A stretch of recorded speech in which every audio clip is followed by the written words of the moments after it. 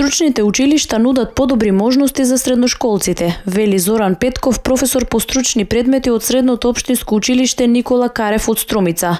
Ова училиште располага со 7 стручни насоки и 14 образовни профили, кои на средношколците им нудат реализирање на наставата во опремени училници и работилници. Според него, голем е интересот на ученици кои се запишуваат на стручните насоки. Статистиката го покажува дека се зголемува интересот за техничките науки. Тоа е тенденцијата на општеството.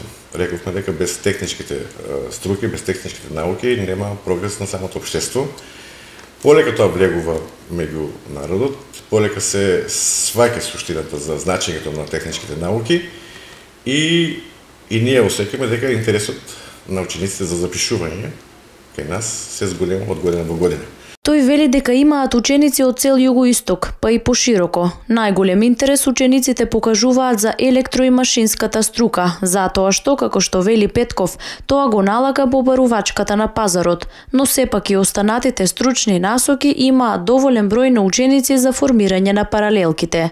Секој најголем интерес во училиштето има за електро и за машинската струка. Затоа реков дека имаме ние по 4 образовни профили и во машинската и во електроструката. Тоа го налага, значи, побарувачката на пазарот за работници.